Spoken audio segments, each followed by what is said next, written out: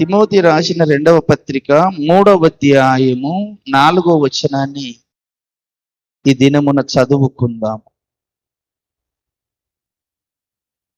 ద్రోహులు, మూర్ఖులు, గర్వాంధులు దేవుని కంటే సుఖానుభవము ఎక్కువగా ప్రేమించువారు, పైకి భక్తి గల వారి వలె ఉండియు దాని శక్తిని ఆశ్రయించని వారయ్యుందురు. ఇట్టి వారికి విముఖుడవై ఉండుము. హల్లెలూయా. దేవుని సంగమా, దేవుని పిల్లలారా, చదువుకున్న వచన భాగంలో దేవుడు అపోస్తలులైనటువంటి పౌలు గారిని ఏర్పాటు చేసుకొని తన ద్వారా తన కుమారుడైన తిమోతికి ఈ పత్రికని రాస్తూ కొన్ని విషయాలు తెలియపరుస్తున్నాడు. తిమోతి ఎవరయ్యానంటే పౌలు చేత మొట్టమొదటిసారిగా పౌలు యొక్క వాక్యముని, పౌలు యొక్క బోధ అతడు అంగీకరించి శిష్యుడిగా ఏర్పాటు చేసుకున్నాడు. తనను ఒక ఆత్మీయ కుమారుని వలె పౌలు గారి దగ్గర ఈ తిమోతి ఎదుగుతూ ఉన్నాడు. కుమారులు అనగానే శరీరక సంబంధంగా పుట్టే పిల్లలు ఉంటారు, మనకు ఆత్మీయంగా పుట్టే పిల్లలు కూడా ఉంటారు. కనుక ఆత్మీయంగా కన్న కుమారుడైన తిమోతికి పౌలు గారు చాలా విషయాలు తెలియజేస్తూ వచ్చాడు. ఎందుకంటే 1 తిమోతి పత్రిక, 2వ తిమోతి పత్రిక అని 2 పత్రికలు రాశాడు గనక 1 తిమోతి పత్రికలో కొన్ని విషయాలు చెప్పాడు, 2వసారి పత్రిక రాస్తూ అందులో కొన్ని విషయాలు చెప్తున్నాడు. చెప్తూ ఇప్పుడు మనం చదువుకున్న వచన భాగంలో చాలా శ్రేష్టమైన విషయాలు కొన్ని చెప్పి ఆ యొక్క తిమోతి గారిని పరిశుద్ధ ఆత్మదేవుడు పౌలు గారు బలపరుస్తున్నాడు. ఎందుకు ఈ విషయం చెప్పుతున్నాడు తిమోతి గారికి పౌలు గారు అని అంటే, నా కుమారుడా తిమోతి, దేవుని రాకడ దగ్గర అవుతుంది. యేసయ్య మళ్ళీ భూమి మీదకి వెళ్ళి త్వరగా మళ్ళీ రాబోతున్నాడు. ఆ వచ్చే సమయానికి నువ్వే విధంగా ఉండాలి, నువ్వే విధంగా ప్రవర్తించాలి, నువ్వే విధంగా నడుచుకోవాలో కొన్ని విషయాలు నీకు తెలియవలసి ఉన్నవి అని చెప్పుకుంటూ ఈ 3వ అధ్యాయంలో కొన్ని విషయాలను క్లుప్తంగా తనకు తెలియజేస్తూ వచ్చాడు. ఏం చెప్పాడు 3వ అధ్యాయంలోనంటే, అంత్య దినముల యందు అపాయకరమైన కాలములు వచ్చుచున్నవి నా కుమారుడా అన్నాడు 1వ వచనంలో. ఏంటిదట? అంత్య దినముల యందు అపాయకరమైన కాలములు కొన్ని వచ్చుచున్నవి కుమారుడా అని చెప్పి, ఏంటి అపాయకరమైన కాలములు వస్తాయి అనగానే మనుషులు ఉండే స్థితిగతిని ముందే చెబుతున్నాడు.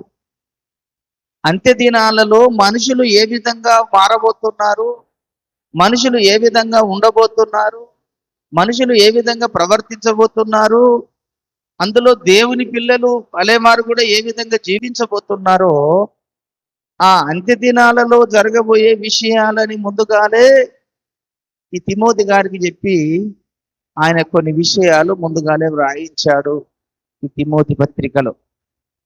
కనుకనే 1వ వచనములో ఏమి చెప్పుతున్నాడు? అంత్య దినములలో అపాయకరమైన కాలములు వచ్చునని తెలుసుకొనుము అన్నాడు. నా కుమారుడా తిమోతి, అంత్య దినములలో అపాయకరమైన కాలములు వస్తున్నాయి, అవి తెలుసుకొని నువ్వు జాగ్రత్త పడు అన్నాడు. ఎందుకు తెలుసుకోమంటున్నాడు? ఎలాంటి వారు రాబోతున్నారు అన్నాడు అని ఆలోచిస్తే ఆ 2వ వచనంలో చెప్పుతున్నాడు, ఎలాగనగా మనుషులు స్వార్థ ప్రియులు, ధనాపేక్షకులు, బింకములాడువాడు వారు, అహంకారులు, దూషకులు, తల్లిదండ్రులకు అవిధేయతలు, కృతజ్ఞతలు లేనివారు, అపవిత్రులు, అనురాగరహితులు, అతిథి ద్వేషులు, అపవాదకులు, అజితేంద్రియులు, క్రూరులు, సజ్జన ద్వేషులు, ద్రోహులు, మూర్ఖులు, గర్వాంధులు, దేవుని కంటే సుఖానుభవమును ఎక్కువగా ప్రేమించువారు, పైకి భక్తి గల వారి వలె ఉండియు దాని శక్తిని ఆశ్రయింపని వారునై ఉందురు, ఇట్టి వారికి విముఖుడవై ఉండుము అన్నాడు. అని చెప్పుకుంటూ 6వ వచనంలో ఒక మాట చెప్పుతున్నాడు. పాపభరితులైన నానా విధములైన దురాశల వలన నడిపింపబడి ఎల్లప్పుడూ నేర్చుకొనుచున్నను సత్య విషయమైన అనుభవ జ్ఞానము ఎప్పుడునూ పొందలేని అవివేక స్త్రీల యొక్క ఇండలో చొచ్చి వారిని చెరపట్టుకొని పోవారు వీరిలో చేరిన వారు అని చెప్పి 2 వ్యక్తులను చూపిస్తున్నాడు ఇక్కడ. ఎవరాడ వారిద్దరు? చూడండి 9వ 2 వ్యక్తులను చెప్పుతున్న 8వ వచనం. యన్నే యంబ్రే అను వారు మోషకు ఎదురించినట్లు వీరును చెడిన మనసు కలిగి విశ్వాస విషయములో భ్రష్టులై సత్యమును ఎదిరింతురు. అంటే ఈ అన్ని విషయాలు ఎందుకు తిమోతికి చెప్పవలసి వచ్చింది పౌలు గారు అంటే, నా కుమారుడా, నీవు సత్యమును మాత్రమే గ్రహించు. సత్యమను దేవుని వాక్యము ఏ విధముగా ఉన్నదో దానిని అనుసరించి మాత్రమే నువ్వు ప్రవర్తించి నడుచుకో. సత్యము నుంచి తొలగిపోకు, దేవుని వాక్యము నుంచి తొలగిపోకు.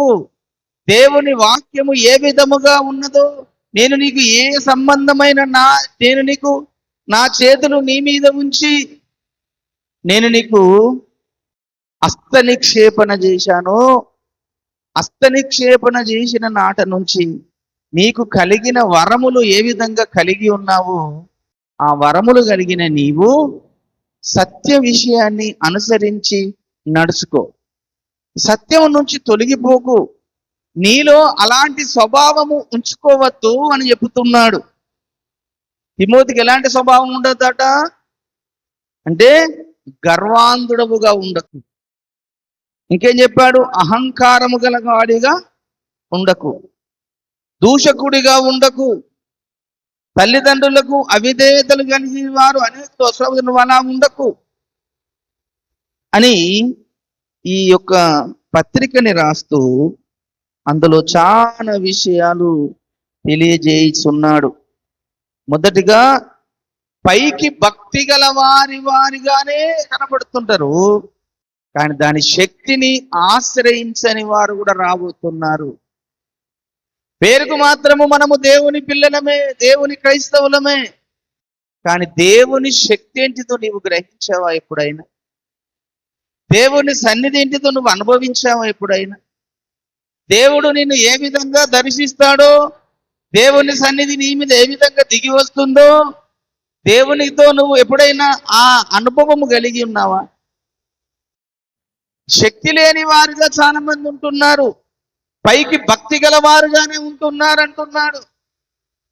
అని చెప్పుకుంటూ ఇక్కడ 2 విషయాలు, మనం ఆత్మీయంగా ఎదుగుతున్నాము దేవుని పిల్లలం అందరము. అప్పుడున్నట్టుగానే ఇప్పుడు కూడా అందరము దేవుని పిల్లలమే. కానీ దేవుని పిల్లలలో ఉండకూడని లక్షణాలు కొన్ని ఇందులో రాశాడు మనకు. అందులో మనకు పైకి కనబడే ప్రవర్తన విషయంలో పాప సంబంధమైన క్రియలు కొన్ని కనబడతాయి. మనకు పైకి కనబడకుండా లోపట కొన్ని పాప సంబంధమైన క్రియలు మనలో ఉంటాయి. మీరు బాగా ఆలోచన చేసుకోండి, మిమ్ములు మీరు పరీక్షించుకోండి. మనం పైకి కనబడే పాపములు కొన్ని ఉంటాయి. ఉదాహరణకు దొంగతనం చేసామనుకోండి, కనబడే విధంగా చేస్తాం, కనబడుతుంది. ఒక హత్య చేసామనుకోండి, కనబడుతుంది. ఒక వ్యభిచారం చేసామనుకోండి, కనబడుతుంది కదండి. ఇంకా అంటే కొన్ని కనబడే పాపములు ఉన్నాయి, కొన్ని కనబడకుండా అంతర్గతములో హృదయములో ఉండే పాపాలు కొన్ని ఉన్నాయి. అంటే మనుషులను ఈ స్వభావం అనేది ఇమిడి ఉంటుంది ఈ దేహంలో.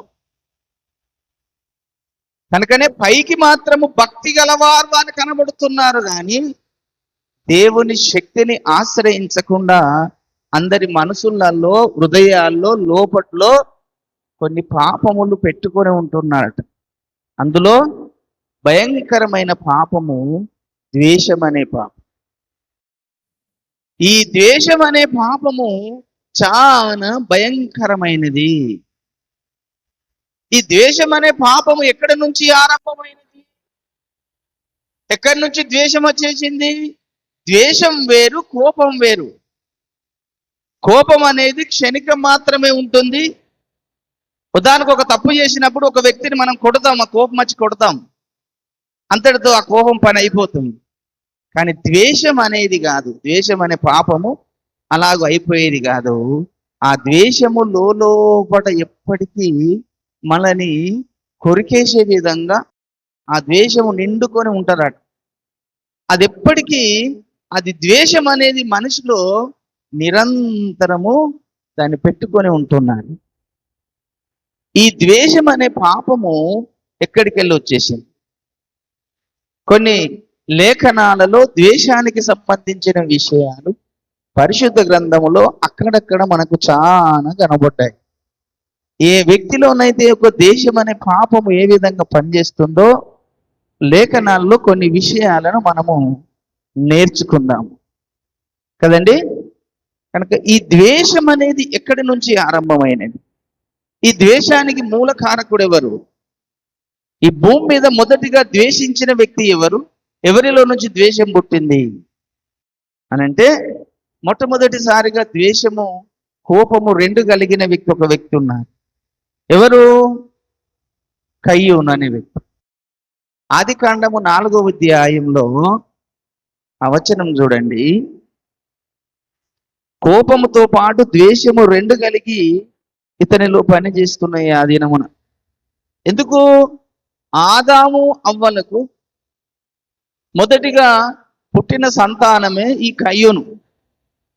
ఈ భూమి మీద దేవుడు ఆదామును, అవ్వను సృజించాడు. ఈ అవ్వ ద్వారా, ఆదాము ద్వారా ఇద్దరి కలయిక వల్ల మొట్టమొదటి కుమారుడు పుట్టాడు. ఈ భూమి మీద 3వ వ్యక్తిగా పుట్టిన కుమారుడే కయ్యూను. ఈ కయ్యూను తర్వాత 2వ వ్యక్తి కుమారుడు పుట్టాడు, అతని పేరు ఏబేలు. ఈ కయ్యూను, ఏబేలు ఇద్దరు ఆదాము అవ్వలకు జ్యేష్ఠ కుమారుడు, తర్వాత ద్వితీయ కుమారుడు. ప్రథమ కుమారుడేమో కయ్యూను, ద్వితీయ కుమారుడేమో ఏబేలు. వీరిద్దరు కుమారులు పుట్టినందుకు ఆదాము అవ్వమ్మలు వారికి నేర్పించిన పాఠం ఏంటిదంటే, కుమారులారా, ఇక దేవుని సంగమా, దేవుని పిల్లలారా, ఈ భూమి మీద మొట్టమొదటిసారిగా ఆదాము అవ్వలకు దేవుడిచ్చిన కుమారులు, ఇద్దరు కుమారులు ఉన్నారు.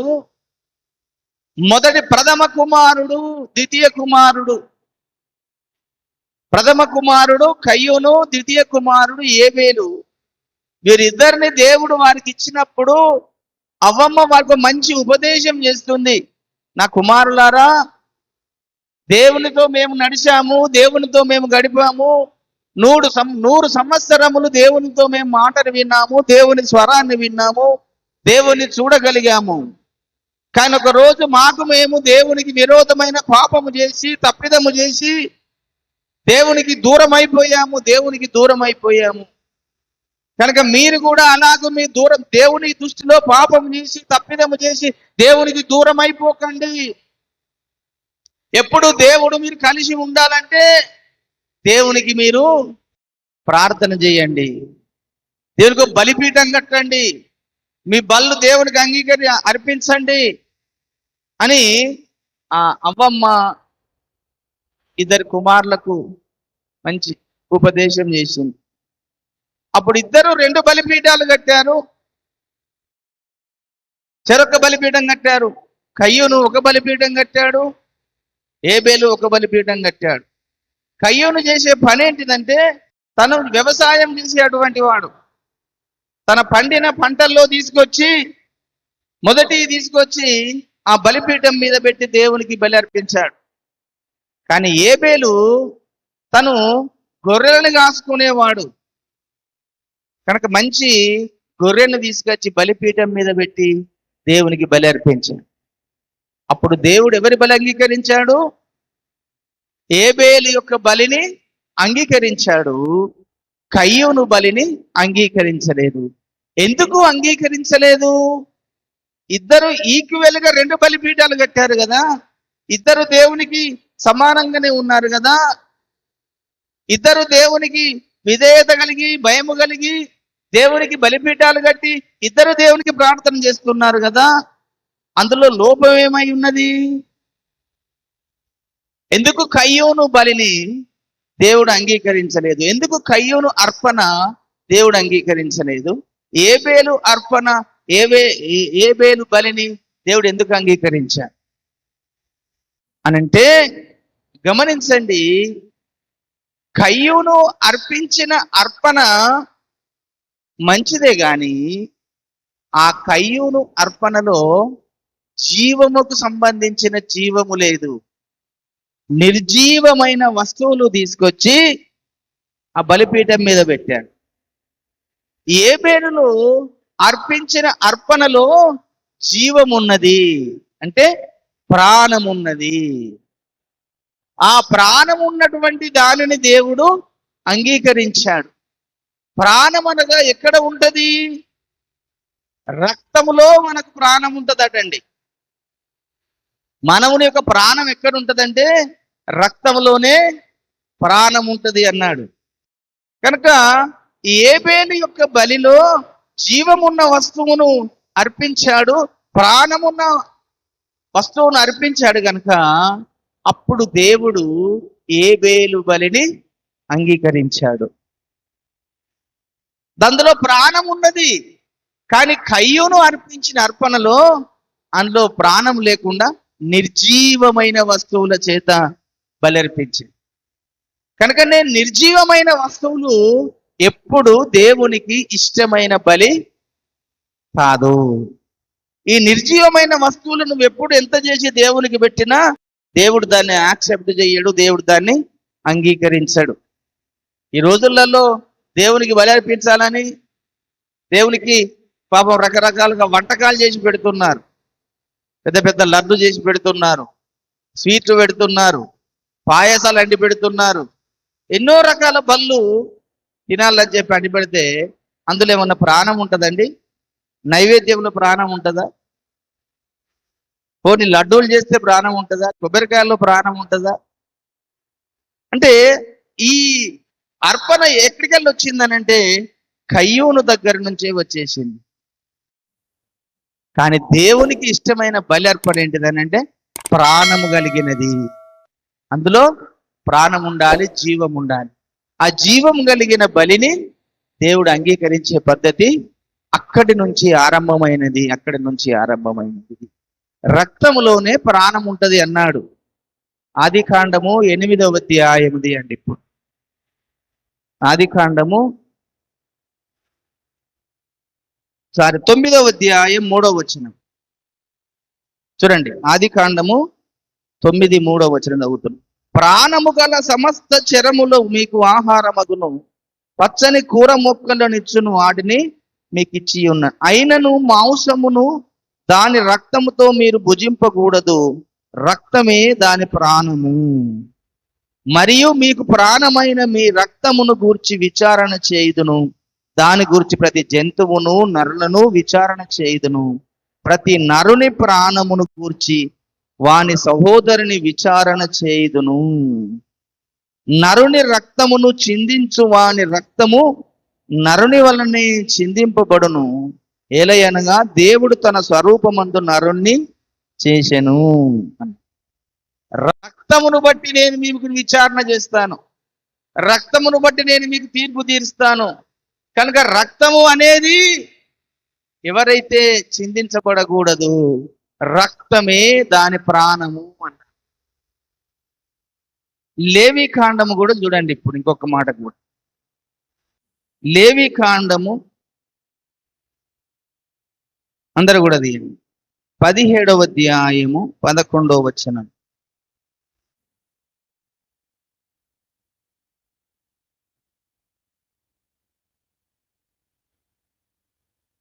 రక్తము దేహమునకు ప్రాణము, మీ నిమిత్తము ప్రాయశ్చిత్తము చేయునట్లు బలిపీఠం మీద పోయుటకై దానిని మీకు ఇచ్చి తిని. రక్తము దానిలోనున్న ప్రాణమును బట్టి ప్రాయశ్చిత్తము చేయును. కాబట్టి మీలో ఎవడునో రక్తమును తినకూడదనియు, మీలో నివసించు ఏ పరదేశియు రక్తమును తినకూడదనియు నేను ఇశ్రాయేళ్లకు ఆజ్ఞాపించి తిని. చూశారండి? 14లో కూడా దాని రక్తము దాని ప్రాణమునకు ఆధారము, కాబట్టి మీరు ఏ దేహ రక్తమును తినకూడదు. వాటి రక్తమును సర్వదేహములకు ప్రాణాధారము అన్నాడు. కనుక దేవుని పిల్లలారా, అలనాడు కయ్యూను బలిని దేవుడు ఎందుకు అంగీకరించలేదంటే వాటిలో ప్రాణము లేనటువంటి బలి పెట్టాడు కనుక, దేవునికి అర్పించాడు కనుక తినలేదు. దాన్ని ఒప్పుకోలేదు దేవుడు ఆ బలిని. కానీ ఈ యొక్క ఏబేలు యొక్క బలిని దేవుడు అంగీకరించాడు. అంగీకరించిన దాన్ని బట్టి మొదటిగా కయ్యూనుకు ఏమొచ్చింది? కోపం వచ్చేసింది. మొదటిగా కోపంతో పాటు ద్వేషం వచ్చేసి ద్వేషం పెంచుకున్నాడు తమ్ముని మీద. మొదటిగా కోపమునకు ముందొచ్చేది ద్వేషం వస్తుందండి. మీరు గుర్తుంచుకోనండి, కొన్ని పదాలకు నిర్వచనాలు ఉంటాయి. గర్వము తర్వాత దురాశ తర్వాత పాపం ఎలాగొస్తుందో, గర్వము అహంకారం అనేది రెండు ఇమిడి ఉండే పదాలు. అహంకారము గర్వము రెండు కలిగి ఉండేటి. తర్వాత ద్వేషము కోపం అనేది రెండు కలిగి ఉండేటి. దురాశ పాపము రెండు కలిగి ఉండేటి. కనుక ఒక్కొక్క సందర్భంలో మొదటగా ద్వేషం కలుగుతుంది ఒక వ్యక్తి మీద. ఆ ద్వేషం కాస్త కోపముగా మారుతుంది. ఆ ద్వేషమే మొదట కలగకపోతే కోపము అనేది బయటకు రాదు. కనుక ఏ యొక్క కయ్యూనుకు మొదటగా తమ్ముని మీద ద్వేషము కలిగింది. నేను నా బలినేం అంగీకరించలేదు, వాని బలిని అంగీకరించాడు అంటే నేను దేవునికి అనుకున్నాడు. దేవునికి ఇష్టం లేకుండా ఉన్నానని అనుకొని కయ్యూను ఆ ఏబేలు మీద పడి ఏబేలుని చంపేశాడు. ఏమన్నా చంపగల తప్పిదం ఏమైనా ఉన్నదా కయ్యూనులో? ఎందుకు కోపం పెంచుకోవాలి కయ్యూను? తమ్ముణ్ణి చంపే అంత ద్వేషము, కోపం ఎందుకు వచ్చింది కయ్యూనుకు? ఏమన్నా తప్పిదం చేశాడా తమ్ముడు? తనకేమన్నా అన్యాయం చేశాడా? అక్రమం చేశాడా? ఏమన్నా మోసం చేశాడా? ఏమి చేయలేదు కదా. దేవుడు తన బలిని అంగీకరించకపోతే ఈయనకు తెచ్చిన కోపం ఎందుకు? ఈయనకు వచ్చే ద్వేషం ఎందుకు అనంటే కయ్యూను అనే వ్యక్తి దుష్టుని సంబంధి అన్నారు లేఖనం. దేవునికి స్తోత్రం కదా. ఇప్పుడు రండి, మొదటి యోహాను పత్రిక 3వ అధ్యాయంలోకి రండి. యోహాను రాసిన మొదటి పత్రిక 3వ అధ్యాయము 11వ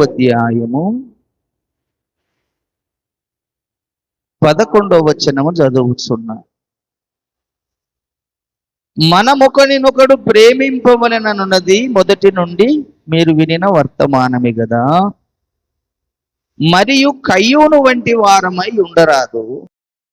వాడు దుష్టుని సంబంధి అయి తన సహోదరుని చంపెను. వాడు అతనిని ఎందుకు చంపెను? తన క్రియలు చెడ్డవనియు తన సహోదరుని క్రియలు నీతి గలవనియు ఉండుటయే గదా. సహోదరులారా, లోకము మిమ్మును ద్వేషించిన ఎడల ఆశ్చర్యపడకుడి అని.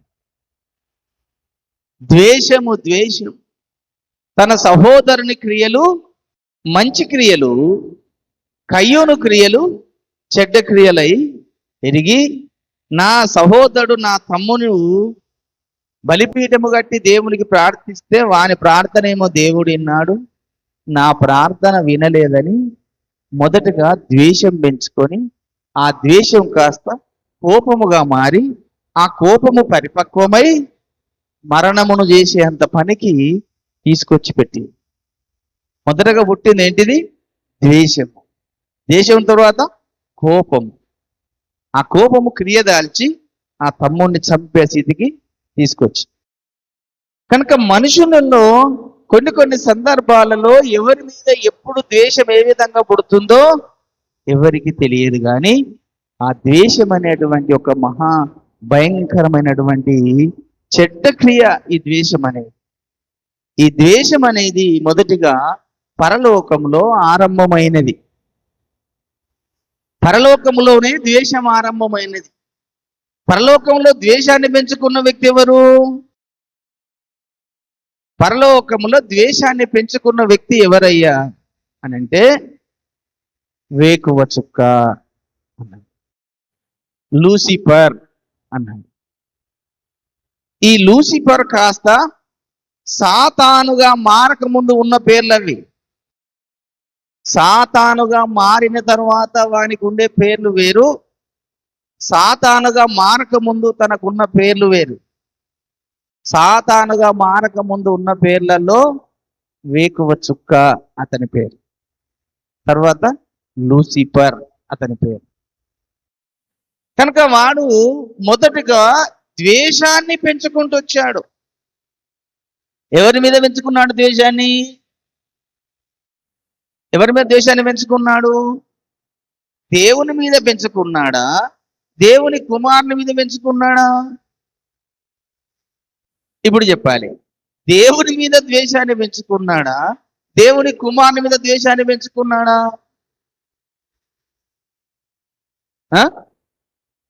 ఎవరి మీద పెంచుకున్నాడు? కుమారుని మీద ద్వేషం పెంచుకున్నాడు. పరలోకంలో కుమారుడు ఎక్కడ కనబడుతున్నాడు కదండి? అంటే కుమారుడు కనబడకుండా ఉన్నాడు, అక్కడ అందరికి కనబడతాడు. కానీ అటు పెంచుకున్న కోపం వల్ల దేవుని మీద కుమారుని మీద ఇద్దరి మీద పెంచుకున్నాడు.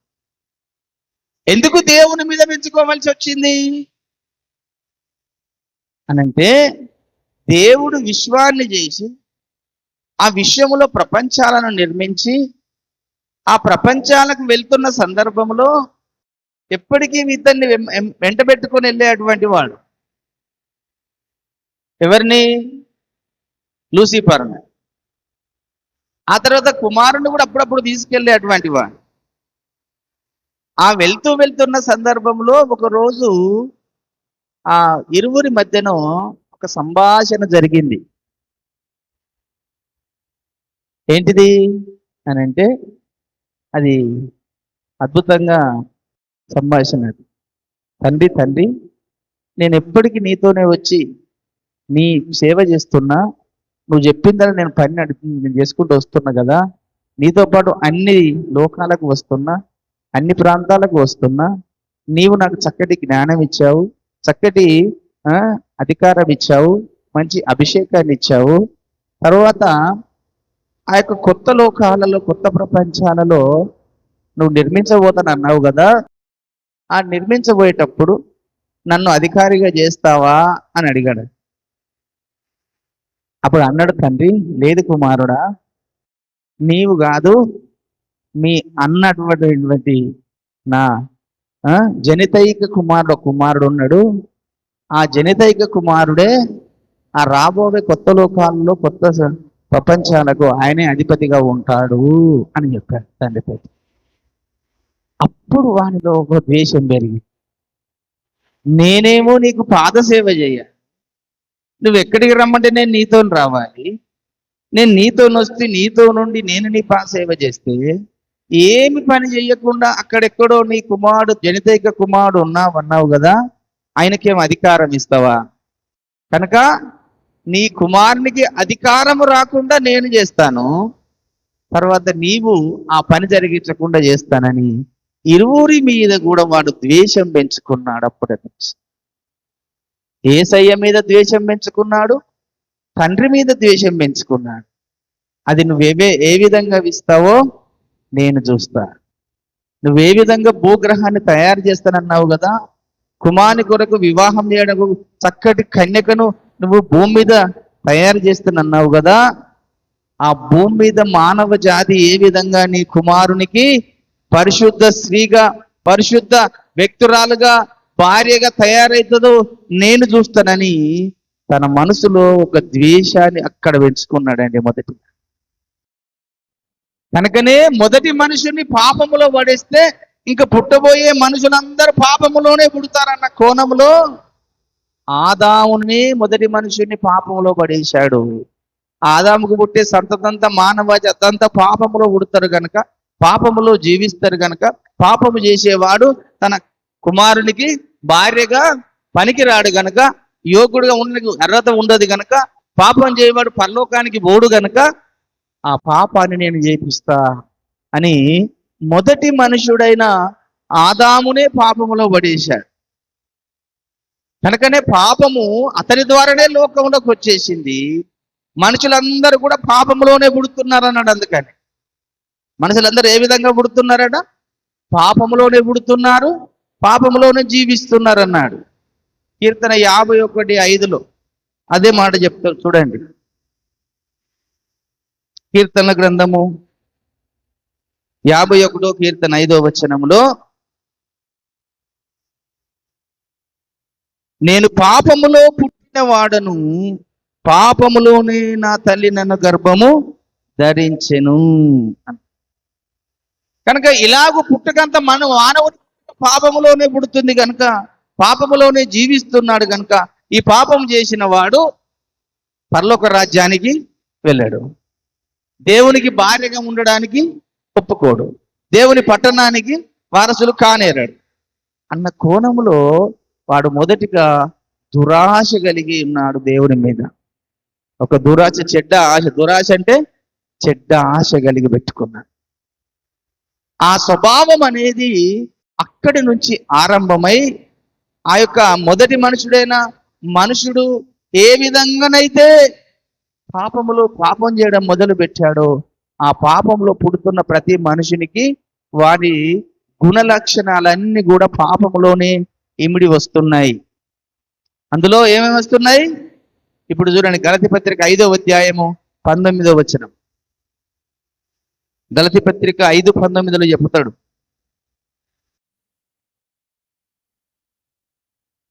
ఏం చెప్తున్నాడు అక్కడ? గలతీ 5:19 చెప్తాడు, శరీర కార్యములు స్పష్టమై ఉన్నవి, అవేవనగా జారత్వము, అపవిత్రత, కాముకత్వము, విగ్రహారాధన, అభిచారము, ద్వేషములు, కలహములు, మత్సరములు, క్రోధములు, కక్షలు, భేదములు, మితములు, అసూయలు, మత్తతలు, అల్లరితో కూడిన ఆటపాటలు మొదలైనవి. వీటిని గురించి నేను మునుపు చెప్పిన ప్రకారము ఇట్టి వాటిని చేయువారు దేవుని రాజ్యమును స్వతంత్రించుకొన నేరరని మీతో నిశ్చయముగా చెప్పుచున్నాను. ఇలాంటి క్రియలు నీలో ఉంటే నువ్వు దేవుని రాజ్యమునకు చేరవు. తనకు భార్యగా ఉండడానికి యోగుడవు కావు, తన పట్టణానికి వారసుడవు కావడానికి యోగుడవు కావు. కనుకనే ఇందులో అని చెప్తుంది ఒక మాట ఏం వాడాడు? ద్వేషం అనే మాట కూడా వాడాడు కదండి. విగ్రహారాధన, వ్యభిచారము, ద్వేషములు అన్నాడు. ఈ ద్వేషం అనేది భయంకరమైనటువంటి పాపం. ఒక వ్యక్తి మీద ద్వేషము నీకు పుడుతుందనంటే అది ఎన్నటికి పోకుండా ఆ మనిషిని చూసినప్పుడల్లా నీ లోపల ఒక ద్వేషము కలుగుతూనే ఉంటుంది, ఒక కోపము కలుగుతూనే ఉంటుంది. మరి ఏం అన్యాయం చేశాడు నీకు ఆ వ్యక్తి? కయ్యూను ఏబేలుకి ఏమైనా అన్యాయం చేశాడా? కానీ అన్యాయం ఏమి లేకున్నా కానీ ఆ వ్యక్తిని చూడగానే నీకు ఒక ద్వేషము కలుగుతూనే ఉంటుంది, ఒక కోపము కలుగుతూనే ఉంటుంది. వాని స్వభావం అది, దుష్టుని స్వభావం అది. ఆ దుష్టుని స్వభావాలు ఇంకా నీలో పెట్టుకొని, ద్వేషాలు పెట్టుకొని, కోపాలు పెట్టుకొని, నేను భక్తి చేయిస్తున్నానంటే నీ భక్తి దేవునికి ఇష్టానుసారంగా ఉంటుందా? ఇన్ని రకాల మాటలు రాయించాడు కదా. ఇందులో ఒక్కసారి మనం పరీక్షించుకుందాము. మన అంతర్గతంలో ఇందులో ఏమైనా ఉన్నాయా? ఇప్పుడు పరీక్షించుకోండి మీరు. ఈ చదువుకున్న వచన భాగంలో సంబంధించిన మాటలలో ఏదైనా ఒక మాట నీ హృదయంలో ఉన్నదా? ఆ పరీక్షించుకో మరొకసారి. మనసు చదువుదామంటే చూడండి. శరీర కార్యములు అదేమనగా జారత్వము అనేది నీలో ఉన్నదా? అపవిత్రత, కాముకత్వము, విగ్రహారాధన, వ్యభిచారము, ద్వేషము, కలహము, మత్సరము, క్రోధము, కక్షలు, భేదములు, మితములు, అసూయలు, మత్తతలు, అల్లరితో కూడిన ఆటపాటలు, ఇందులో ఏదైనా నీ హృదయంలో ఉన్నదా? పరీక్షించుకో. అది ఉంటే నువ్వు దేవుని రాజ్యమునకు వారసుడవే కాలేవు. దేవుని రాజ్యమునకు నువ్వు వెళ్ళలేమాట. నీ స్నేహితుని మీద కోపం ఉందా? నీ స్నేహితుడాల మీద కోపం ఉన్నదా? నీ పక్కోళ్ళ మీద కోపం ఉన్నదా? నీ ఇంటి వారి మీద కోపం ఉన్నదా? ఇంటికి అవతల ఉన్న వారి మీద కోపం ఉన్నదా? నీ బంధువుల మీద కోపం ఉన్నదా? స్నేహితుల మీద కోపం ఉన్నదా? ఏదైనా కోపం ఉన్నా, ద్వేషం ఉన్నా అది నువ్వు దేవుని రాజ్యానికి వెళ్ళే యోగ్యుడవు. మనం ఏమనుకుంటున్నాము? నేను మంచిగా భక్తి చేస్తున్నానండి, నేను ఆదివారం రాగానే చక్కగా దేవుని మందిరానికి వెళ్తున్నా, రోజు ప్రార్థన చేస్తున్నా, రోజు బైబిల్ చదువుతున్నా, నేను చక్కగా భక్తి చేస్తున్నాను కదా, నేను తప్పకుండా పోతానని నువ్వు అనుకుంటున్నావు. కానీ దేవుడు ఏమంటున్నాడు? కుమారుడా, కుమార్తె, నీవు అనుకున్నవి కాదు, నా వాక్యము నేను రాయించిన మాటల్లో నీలో ఏదైనా ఇది ఉన్నదా సరి చేసుకో. అందుకని చెబుతున్నాడు ఇక్కడ, ద్వేషము అనేది మహాభయంకరమైనటువంటి దేవునికి విరోధమైన కార్యము. ఈ మొదటి ద్వేషము అనేది ఆ పరలోకములో సాతానులోకి వచ్చేసేసింది. అదే స్వభావము కయ్యూనులోనికి వచ్చేసింది. అక్కడి నుంచి ఆరంభమై ఇంక అనేక వ్యక్తుల్లో ఆ ద్వేషం అక్కడక్కడ కనబడుతూనే వచ్చేసి యేసయ్య మీద కూడా అన్యాయంగా ద్వేషం పెంచుకున్నారు వారు. అన్యాయంగా ద్వేషం. యేసయ్య ఏమన్నా చేశాడండి వాళ్ళకు? యేసయ్య ఎందుకు ద్వేషం పెంచుకోవాలి? ఎందుకు కోపం పెంచుకోవాలి? పిలాతు చివరి గడియలో పిలాతు అంటున్నాడు, అయ్యా నాకు ఇతనిలో ఏ దోషం నాకు కనబడలేదు, ఏ పాపము నాకు కనబడలేదు, ఇతను నేను విడిచిపెడతాను అని అంటే ఏమన్నారు? వాడిని విడిచిపెట్టద్దు, వాడిని సిలువేయండి, చంపేయండి. మాకు ఆ బరబ్బా మాత్రమే దొంగోడు కావాలి, మాకు మాత్రము కావాలి. ఆ బరబ్బా అయిన దొంగ మాకు కావాలి, కానీ ఈ యేసు మాకద్దు అని ద్వేషించాం. ఎందుకంటే ద్వేషించింది? యేసయ్య ఏమన్నా వాళ్ళ చేశాడా? యేసయ్య వాళ్ళు ఏమన్నా అన్నాడా? శాస్త్రుల పరిచయాలను ఏమన్నా అన్నాడా యేసయ్య? అన్యాయంగా యేసయ్య మీద ద్వేషాన్ని పెంచుకున్నారు శాస్త్రులు, పరిచయులు, సద్దుకలు. కారణం ఏంటి అంటే వాళ్ళు కూడా ఈ భూమి మీద ధర్మశాస్త్రాన్ని బోధించేవారు, ధర్మశాస్త్రాన్ని తెలియజేసేవారు. ప్రజలు వారి మెప్పు పొందుతున్నారు, ప్రజలు గొప్పవారు అనుకుంటున్నారు, ప్రజల వల్ల చాలా సంతోషం అనుకుంటున్నారు. మాకు జ్ఞానం ఉన్నది, మేము ధర్మశాస్త్రాన్ని బోధిస్తున్నాము, అంత సమర్థత మాకున్నది, మేము చక్కగా పాటలు పాడుతున్నాము, దేవుని మేము అన్ని రకాలు చేస్తున్నాం, మాకేం తక్కువ? కానీ ఈయనొచ్చి మాకు తెలియని విషయాలు ప్రజలకు చెప్పి బోధిస్తుంటే, ప్రజల్ని గొప్పగా స్వస్థతపరుస్తుంటే వారందరూ ఆయన వెంబడిపోతున్నారు. మమ్మల్ని ఎవరు పట్టించుకోవడం లేదు.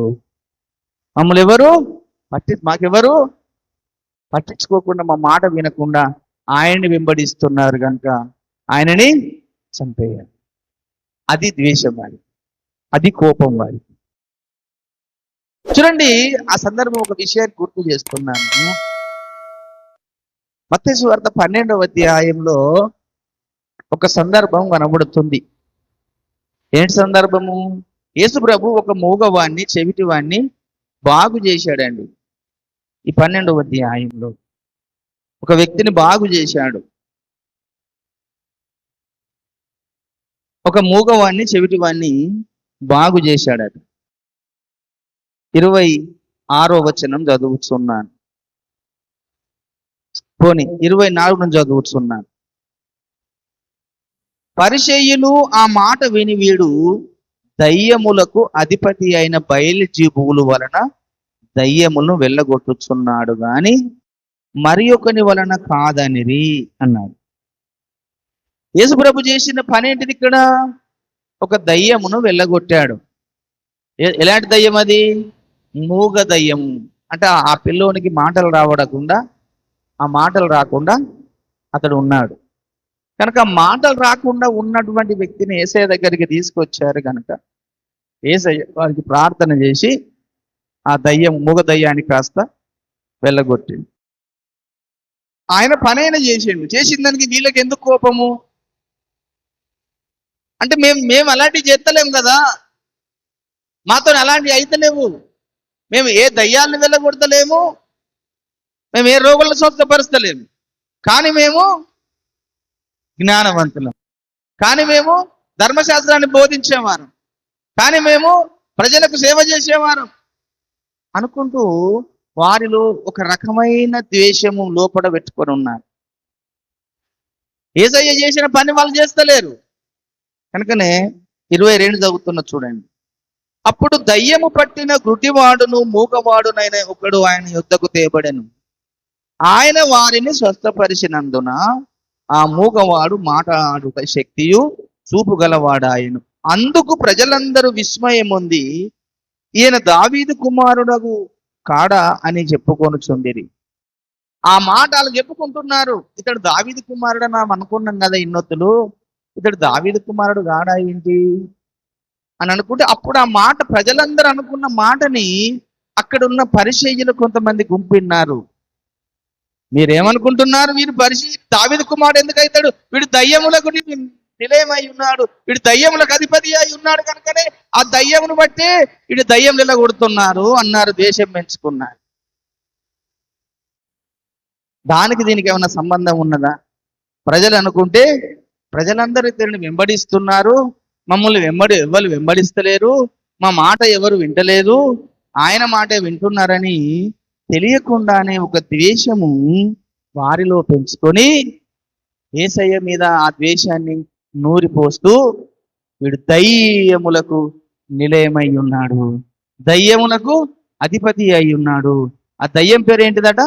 బయల్జెబూలు. దయ్యం పేరు ఏం చెప్పారు అక్కడ వాళ్ళు? బయల్జెబూలు అన్నాడు. ఈ బయల్జెబూలు అనేటిది అలనాడు ఆ యెరూషలేము ప్రాంతంలో చాలా పేరు ప్రఖ్యాతలు కలిగిన ఒక భయంకరమైన దేవత. దాని పేరేంటిదట? ఇది ఇంతకన్నా పాత నిబంధనలో కనబడుతుందో దాని పేరు? ఎక్కడ విన్నారా? పాత నిబంధనలో దాని పేరు ఎప్పుడైనా విన్నారా మీరు? ఎక్కడ విన్నారా? పాత నిబంధనలు ఎక్కడ కనబడుతుంది దాని పేరు? ఎప్పుడైనా విన్నారా? చదివారా బైబిల్ అందరూ? ఎక్కడ కనబడ్డదా ఆ మాట? ఎక్కడ నన్ను కనబడలేదు లేకుండా నేను చెప్పండి, నాకు తప్పే ఉన్నది. కనబడ్డదని చెప్పండి, లేకుండా లేదని చెప్పండి. కనబడ్డదా కనబడలేదా? ఏమని? బయల అనేది వేరు, బయల్జెబూలు అని స్పష్టంగా దాని పేరు కదండి. తీయండి ఒకసారి చూద్దాం అక్కడ. అది నేను ఎప్పుడు చదివాను, మరి నాకు గుర్తున్నది అది ఉన్నదా లేదా? 2వ రాజుల గ్రంథము 1వ అధ్యాయము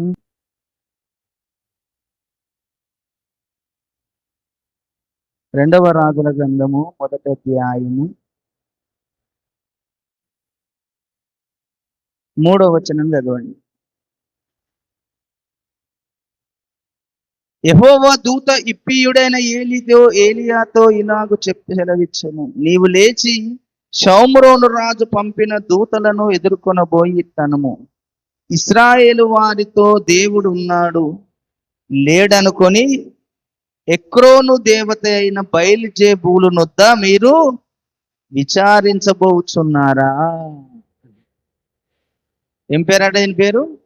ఎక్రోను దేవత అయిన బయల్జెబూలు దగ్గరికి పోయి మీరు విచారణ చేయడానికి పోతున్నారా?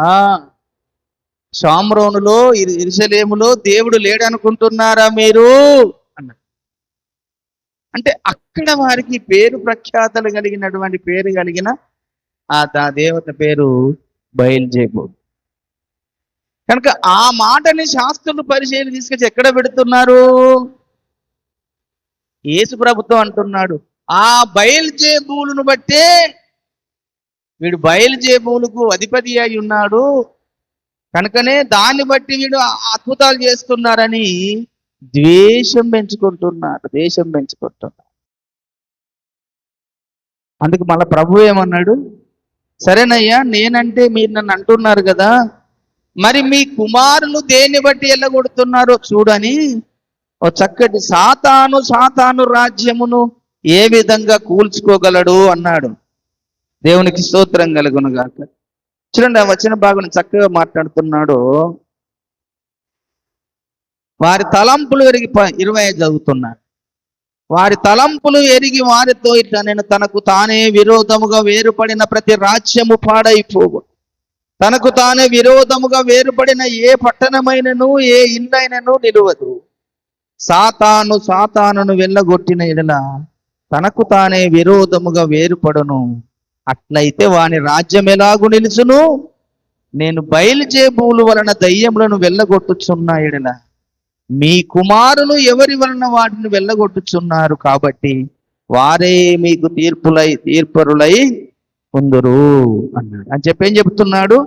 దేవుని ఆత్మ వలన నేను దయ్యములను వెళ్ళగొట్టుచున్న ఎడల నిశ్చయముగా దేవుని రాజ్యము మీ యొద్దకు వచ్చుచున్నది. దేవునికి స్తోత్రం కలుగును. నేను దేవుని ఆత్మ ద్వారా దయ్యాలు వెళ్ళగొడుతున్నాను తప్ప నేను బయల్జెబూలు వారి దయ్యాల్ని వెళ్ళగొట్టడం. అలా వెళ్ళగొడితే బయల్జెబూలన్నా సాతానన్నా ఒకటే రాజ్యం కనుక వాని రాజ్యాన్ని వాడు ఎలా కూల్చుకోగలడు అంటున్నాడు. కనుక దేవుని యొక్క పిల్లలారా, అలాగూ యేసయ్య మీద కూడా వారు నిర్వేతముగా అన్యాయముగా ద్వేషమును పెంచుకున్నారు. యేసయ్య తప్పేమిదం లేదు, తను మేలు చేసుకుంటూ పోతే ఆ మేలు కాస్త ఓర్వలేక ద్వేషాన్ని పెంచుకుంటూ వచ్చారు యేసయ్య. అక్కడ ఆ మొదటి కయ్యూను దగ్గర ఏదైతే ద్వేషం ఆరంభమైందో అది యేసయ్య దగ్గరికి వచ్చేంత వరకు ఆ ద్వేషము ఆ పని చేస్తూనే ఉన్నది. ఈ అంత్య దినాలలో, చివరి దినాల్లో అలాంటి ద్వేషమే ఈరోజు చాలా మందిలో పనిచేస్తున్నదని ఆ తిమోతికి పౌలు గారు రాస్తున్నారు. ఆ పత్రిక రాస్తూ, నా కుమారుడా, నువ్వు ఏ విషయంలో ఎవరి మీద ద్వేషం పెంచుకోకు, ఎవరి మీద కోపం పెంచుకోకు, ఎవరిని అన్యాయం చేయకు, ఎవరిని దూషించకు, ఎవరిని ద్వేషించకు. ఈ అంత్య దినాల్లో ఇలాంటి మనుషులు రాబోతున్నారు. అనురాగ రైతులు రాబోతున్నారు, ద్వేషించేవారు రాబోతున్నారు, దూషకులు రాబోతున్నారు, గర్వాంధులు రాబోతున్నారు, సుఖాన్ని కోరుకునేవారు రాబోతున్నారు. దేవుని కంటే సుఖానుభవం ఎక్కువ కోరుకునేవారు రాబోతున్నారు.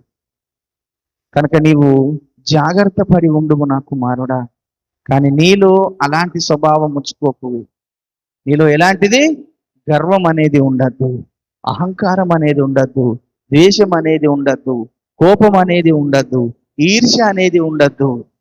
అవన్నీ లేకుండా నీ హృదయాన్ని శుద్ధిగా ఉంచుకో, ప్రేమ కలిగి నడుచుకో, చాలా జాలి కలిగి నడుచుకో, దయగలి నడుచుకో. నీవు నా ద్వారా ఏ ఉపదేశం పొందావో ఆ ఉపదేశంను నువ్వు చాలా చక్కగా ప్రవర్తించి నడుచుకో. పైకి భక్తి గల వారు కనబడతారు మనుషులు, కానీ లోపటంత వారి హృదయాలలో ఇలాంటి స్వభావాలు కలిగిన వారు ఉన్నారు. కనుక దేవుని సంఘం ఈరోజు పైకి భక్తి వల్ల కనబడుతున్నారు చానము. ఆదివారం వచ్చిందంటే చక్కగా మంచి మంచి బట్టలు వేసుకొని, బైబుల్ చేత పట్టుకొని, వస్త్రం అన్ని వేసుకొని చక్కగా మందిరాలకు పోతున్నారు. పై రూపం మంచిగానే కనబడుతుంది అందరు. దేవుడు పై రూపాన్ని చూసేవాడు కాదు, అంతరంగాన్ని చూసేవాడు. హృదయాన్ని చూసేవాడు. నీ హృదయంలో ద్వేషం ఉన్నదా? నీ హృదయంలో కోపం ఉన్నదా? నీ హృదయంలో ఆగ్రహం ఉన్నదా? నీ హృదయంలో అహంకారం ఉన్నదా? నీ హృదయంలో మత్సరం ఉన్నదా? నీ హృదయంలో దేవదూషణ ఉన్నదా? అహంభావం ఉన్నదా? అవివేకం ఉన్నదా? ఇలాంటి చెడ్డయి నీ హృదయంలో పెట్టుకొని నువ్వు దేవుని మందిరానికి వెళ్ళి కూర్చొని నేను భక్తి పరుడను, నేను భక్తి చేస్తున్నాను, నాకు అంతా తెలుసు, నాకు వాక్యం అంతా తెలుసు, నాకు జ్ఞానం అంతా తెలుసు అని నువ్వు ఎన్ని రకాలు అనుకున్నా నీ అంతరంగాన్ని చూసినప్పుడు దేవుని దృష్టిలో అవి కనబడితే నువ్వు దేవుని రాజ్యమునకు వెళ్ళలేవు జాగ్రత్త. కనుక ఇలాంటి వారు అంత్య దినములో వస్తారని ముందుగానే పౌలు గారు చెప్పి ఆ పత్రికను రాసి పంపాడు ఆ యొక్క తిమోతి. ఆ పని ఇప్పుడు జరుగుతుంది మనకు తెలియకుండానే. పైకి చూడు అందరు మంచిగానే కనబడుతున్నారు, కానీ వారి అంతరంగంలో హృదయంలో ఉన్నటువంటి స్వభావాలు అలా పెట్టుకొని నువ్వు దేవుణ్ణి ఏ విధంగా ఆరాధించగలవు, దేవుణ్ణి ఏ విధంగా స్తుతించగలవు? ఒకసారి పరీక్షించుకో, నీ హృదయాన్ని పరీక్షించుకో, నీ మనసును పరీక్షించుకో, నీ అంతరంగాన్ని పరీక్షించుకో, నీ హృదయాన్ని పరీక్షించుకో. అలాంటి స్వభావం నీలో ఉంటే నువ్వు దేవుని కుమారుడు గుణానికి యోగుడవు కాదు. నువ్వు పరలోకానికి వెళ్ళలేవు. నువ్వు పరలోకానికి వెళ్ళాలంటే సాత్వికమైన మనసు కలిగి ఉండాలంట, దీనత్వమైన మనసు కలిగి ఉండాలంటే, ప్రేమించే మనసు కలిగి ఉండాలి, జాలి కలిగిన మనసు కలిగి ఉండాలి, దయ కలిగిన మనసు కలిగి ఉండాలి, ఆదరించే మనసు కలిగి ఉండాలి. ఈ అన్ని రకాల మనసులు అలాంటి మనసు నీవు పెట్టుకొని నువ్వు దేవుణ్ణి స్తుతించిన, ఆరాధించిన, ప్రార్థించిన నీ ప్రార్థనకు జవాబు వస్తుంది, నీ ఆరాధన దేవుడి. అవి లేకుండా నువ్వెంత ప్రార్థించినా, ఎంత ఆరాధించినా, ఎలాంటిగా నువ్వు దేవునికి ఎన్ని రకాల ఏమి ఇచ్చినా కానీ ప్రయోజనం ఏమి లేదు. చివరికి నువ్వు దేవుని రాజ్యాన్ని పోగొట్టుకుంటావు. జాగ్రత్త. కనుక అలాంటి స్వభావం ఏదైనా ఉంటే తీసేసుకొని దేవుని సముఖంలో ఉన్నాము కనుక దేవుణ్ణి అడుగుదామయ్యా, నాలో ద్వేషమని, నాకు అంతర్గతంలో తెలియకుండానే స్వభావం నాలో ఉంది, కోపం అనే స్వభావం నాలో ఉంది, ఈర్ష్య అనే స్వభావం నాలో ఉంది, కనుక అలా నా తీసేయ్యా అని మనం దేవుని దగ్గర యథార్థంగా అడిగి ఒప్పుకొని మనం దేవుణ్ణి ఆరాధించుదాం. కొద్ది మాటలు దేవుడు దీవించును కాక. ప్రార్థన చేసుకోండి.